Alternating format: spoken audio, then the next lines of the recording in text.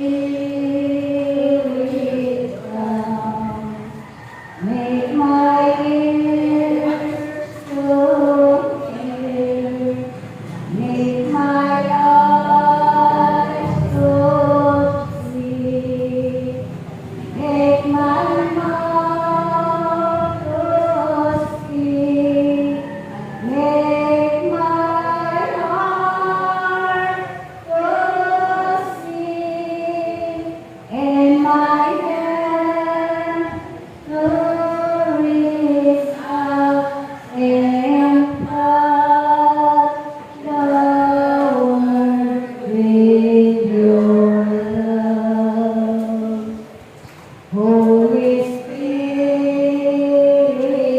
come, make my ears your ear, make my eyes so sweet, make my mouth so sweet, make my heart so sweet, and my hand to reach out and touch the world with your love.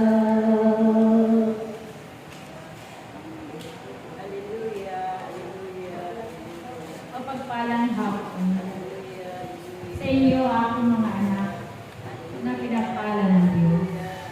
Naway ang bawat isa sa inyo ay magbigayan ng kapayapaan.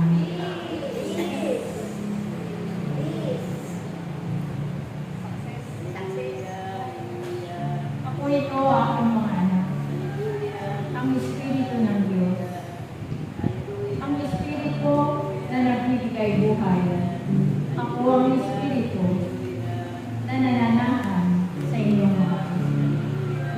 Kayong lahat ay mapalad, sapagkat kayo'y narito muli sa gawain ng Diyos.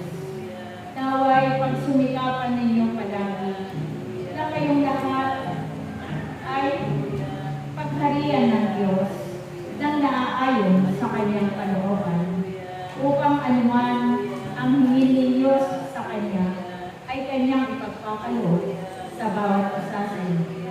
Patuloy kayong lumapit sa Diyos, sapagkat ang patuloy na lumalapit sa Diyos ay hindi pahintindihan ng Diyos. Patuloy kayong maglingkod sa Kanya hanggang wakas ng inyong mga buhay. Sapagkat ang Diyos na inyong pinaglilingkuran ay tunay na buhay at hindi niya kayo iiwan magpakailanman. Kaya nawa ang bawat isa na narito, kayong lahat ay makasunod sa kanyang kalooban. At nawa, ganapin ninyong lagi ang inyong mga tungkulin na iniatang ng Diyos sa bawat isa sa inyo. Kung kayo man ay nakakaranas ng mga pagsubok, hirap sa buhay, ipagkaloob niyo lamang sa Diyos, sapagkat Siya ang magbibigay sa inyo ng kapayapaan sa inyong mga buhay. Ipagkatiwala lang ninyo ang inyong buhay sa Diyos, sapagkat sa Diyos lamang ang makapagbibigay sa inyo ng kapayapaan, ng kagalakan, ng kaligtasan, at kasaganaan sa inyong mga buhay. Sapagkat sa piling ng Diyos, kailanman ay hindi kayo makapahamak, kundi makakamit ninyo ang buhay na walang hanggan. Kaya tandaan ninyong lahat, aking mga anak, naway palaging taglayin ninyo ang aking mga bunga upang kayo'y hindi makahamak at hindi kayo maligaw. Sapagkat ang aking mga bunga,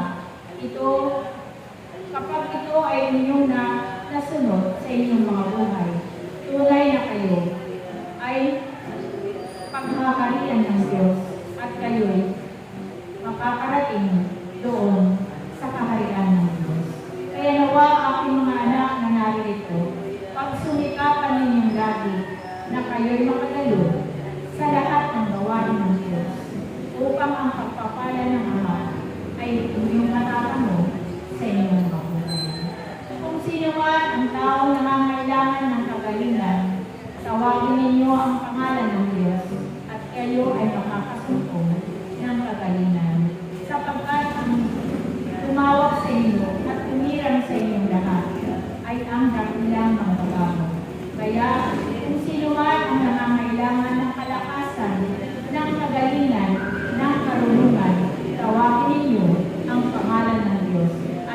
darating sa inyong mga buhay.